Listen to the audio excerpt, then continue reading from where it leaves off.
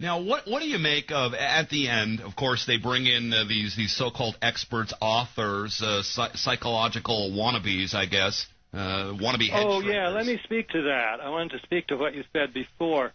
You know, if you're going to talk about security and comfort, what is more comforting than the belief that your own government did not attack you on 9/11? That's the real psychological comfort point.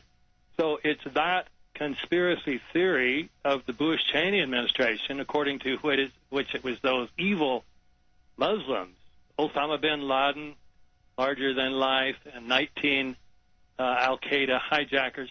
Those, the external enemy, they attacked us. Well, that's very comforting. It's very threatening. And I've talked to many Americans who say, you know, I'm sorry, I just refuse to believe what you're saying because I don't want to live in a country where your own government attacks you and murders its own citizens. No kidding. And, I've often wished that we were all completely wrong and someone could debunk us because I don't want to believe that either. But we have a lot of history of false flag. In fact, this week I think the history of the USS Liberty, which brings up a whole nother topic, David Ray Griffin, and that is the other excuse that, well, there would have been too many people that would have had to have been involved. They put it at thousands of people that someone would tell on the masterminds to counter the government and the mass media theory, which, of course, is laughable considering some of the things we now know about how good the government are about keeping secrets, like the Manhattan experiment, again, the USS Liberty false flag, the Gulf of Tonkin, which lasted for so many years.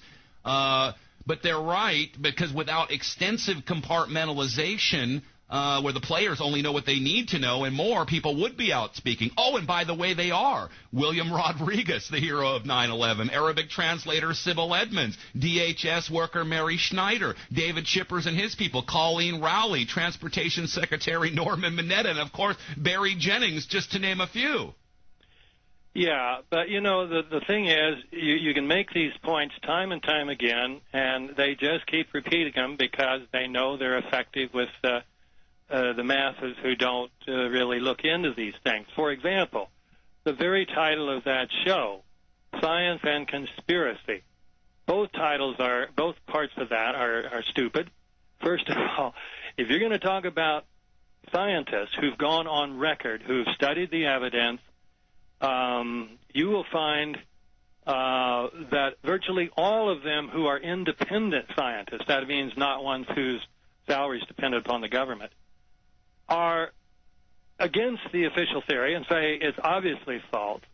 They keep saying, oh, science is on our side. No, the only science on their side is the pseudoscience of people who are paid to say this, the NIST employees, the so on. And they don't have to be in on any conspiracy, David. They can simply they're just doing their job. They're doing what they told. They know if they're going to get any more grants or any more business or any more work or stay in their job, unlike Kevin Ryan, who got fired from Underwriter Laboratory and for speaking out.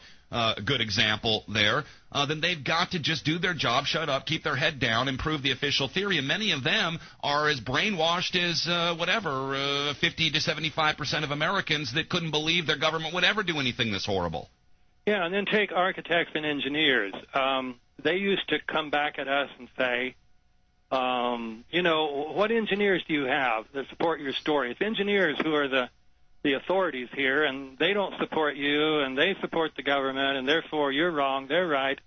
Well, now it's so completely reversed that Richard Gage's organization, Architects and Engineers, has about 800 licensed architects and engineers who are willing to go on public record, knowing that it might hurt their business, saying the official story is bunk, and we need a new investigation.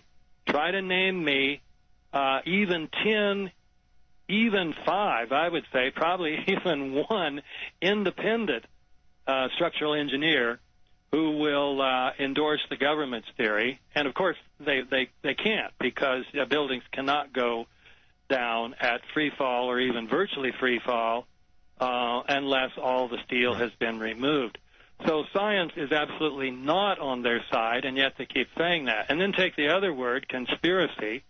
You know, I've been pointing out since my very first book, The New Pearl Harbor, that the term conspiracy theory applied to us and only to us, is misleading because the original conspiracy theory about 9/11 is the government's theory. That's a conspiracy is simply when two or more people agree to do something in secret. So a conspiracy theory is when you believe some event came about because somebody conspired in secret. That's right. Aren't we in reality conspiracy debunkers? We're debunking the conspiracy. Yeah, we are. But again, they continue to use that word in a one-sided way.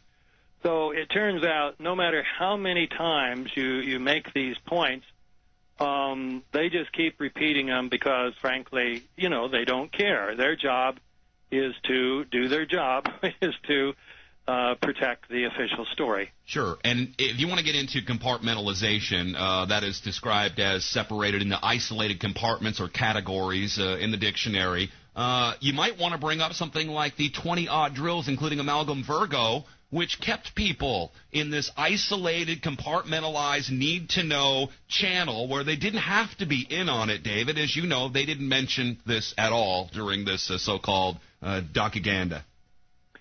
Yeah, but again, I say, I've debunked these various a priori theories.